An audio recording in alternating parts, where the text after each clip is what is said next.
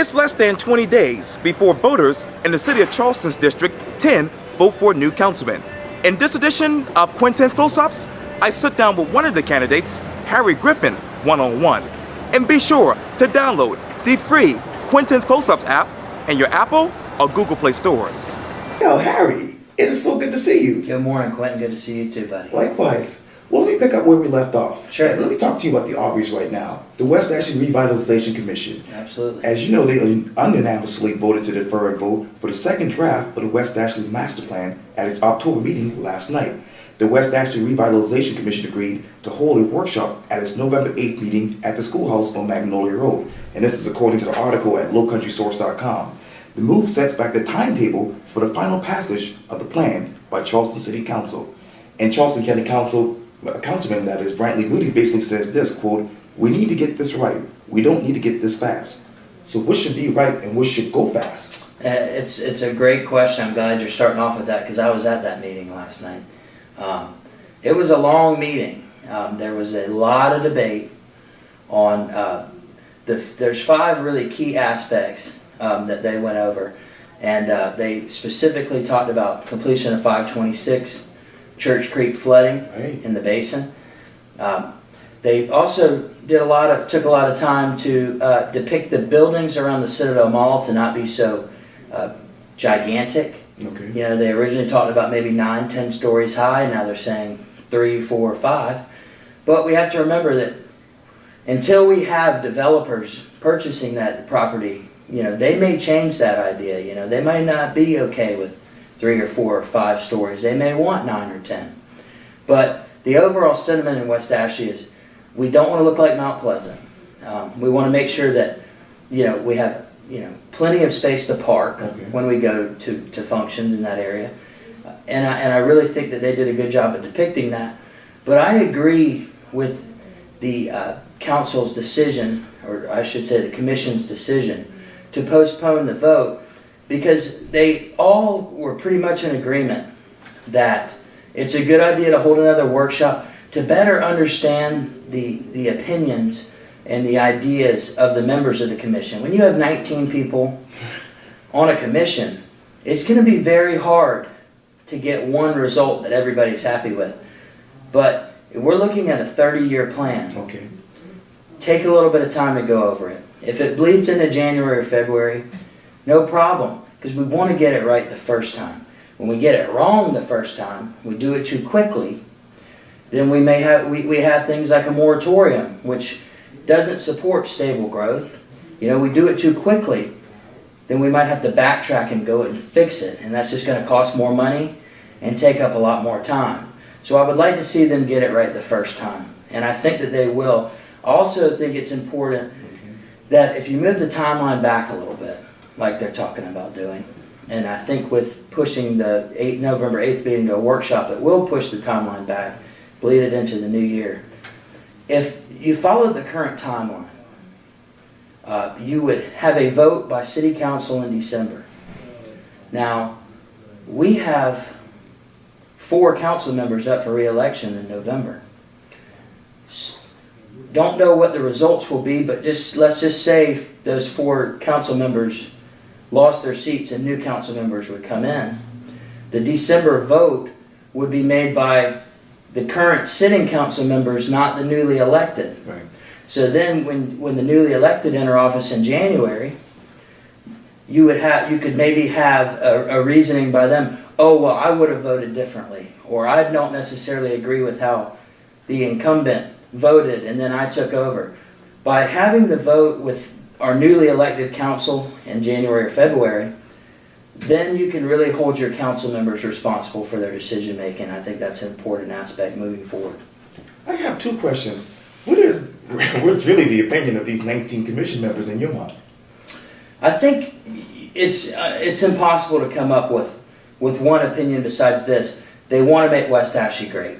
I think every single one of the 19 members, in their own way, the overarching goal is how can we make West Ashley prosperous? You know, how can we create more jobs in West Ashley to keep? You know, the statistic is I think it's 83 or 86% of West Ashley residents go to work somewhere outside of West Ashley. That's a key figure based on data in 2014. Okay. So how do we keep jobs in West Ashley? You know, there was the argument last night that, you know, as Amazon controls the market when it comes to retail, how do we create retail space that's attractive, that people want to drive to buy their goods instead of doing it online? You know, Amazon purchased Whole Foods, and then I think that'll end up being a great thing too, especially since we have a Whole Foods coming to West Ashley. Sure. But the good thing about the commission is you have a lot of different backgrounds. You've got private, you've got public, you've got county, you've got PSD, you've got Charleston City. Right. With all these different opinions, you have to really appreciate how many different opinions want to see great things for West Ashley. You have everybody on board. But how can we come together to make sure that this plan is effective and done the right way? Okay. Who's running the city of Charleston? Is it the developers or is it Charleston City Council? Well, right now, I think that that Charleston City Council is running our city. I really do. I've met with a lot of our council members, and they're strong. And I do like the idea that, you know, as we move forward, when somebody wants to develop an area, we've got to have some requirements going forward. You know, with Long Savannah, that's going to happen. You know, part of the requirements for Long Savannah is it has to have its own fire department, its own elementary school, its own middle school. It would have to create a county park and a city park. If we make these requirements, then I really think that we can be successful moving forward, because what you want to do is you can eliminate some traffic by creating all of these areas within the community, within the development, or within the suburb, that allow these people to go to the store, go to the park, go to school without ever having to leave their neighborhood. So I think that could be good moving forward, and I think the city is doing a good job of making sure that happens as we move forward, and I think that's one of the first steps to smart development. You talked to me about Church Creek and you asked me if I watched the video, and I did. And you said this on Facebook, quote, "It's time to maintain a partner with Charleston County and other agencies to fix the problems once and for all." So how would you work with Charleston County on this issue if you're elected? Well, I will say this. Charleston County has already supported our drainage study. Okay. And they've been a huge part of what Wesson and Sampson has done moving forward. And having their support is key. But we also have to be able to partner with some of these private agencies. Like my example in my video, CSX Rail, Right. SCE&G. If you go down Glen McConnell, you see that SCE&G has a big plant right there. And, you know, our rail system run by CSX that runs, you have Highway 61 and you have Glen McConnell above you. That is where our Church Creek Basin travels under those railroad tracks, through those culverts, and eventually makes its way to Church Creek and eventually to the Ashley River. But wouldn't it be amazing if we could find a way to get CSX and Charleston City, Charleston County, everybody to come together, and we develop a plan where we can use the side of those tracks. There's a huge, what looks almost like a dirt road. Okay. We turn it into a maintenance shelf. We use CSX now has an area to maintain their tracks. They can go all the way up and down it when need be. Charleston City and County could drive vehicles, operational vehicles down there to maintain the basin. SCE&G has property along there too. I'm sure we could work with them to get an access point to the maintenance shelf. And also, the City of Charleston has a 100-foot easement along the basin that runs from Bees Ferry down towards the tracks. We need to look at a plan to widen that basin. If we have a 100-foot easement, widening it at 30 feet on each side could be very beneficial to the amount of water flow that can go through the basin. That's very interesting. Let me turn to October 9th. You said the following on Facebook, quote, "Every day we get closer to a new District 10. November 7th is right around the corner. Be honored to vote and find a way to make your vote count." So tell me, it's 22 days out before the election. Who is Harry Griffin as a candidate?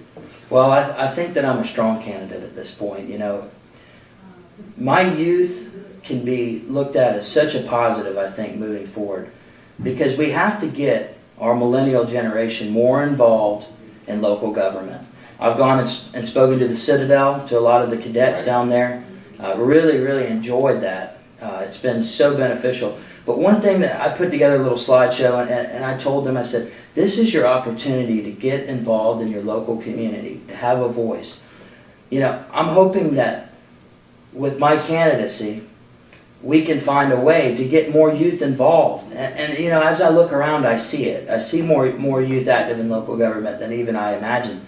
But to have an elected official, somebody who's young, somebody who's ambitious, somebody who's willing to get dirty and really work for our district, I think that puts me above and beyond the other candidates. And I also am very excited about our forum on October 25th at West Ashley High School. That allows the district, the constituents, to really get out and question where everybody stands on certain issues. Because, you know, you can sit behind Facebook and you can type, you know, an answer, but you have all day and all night to think about it.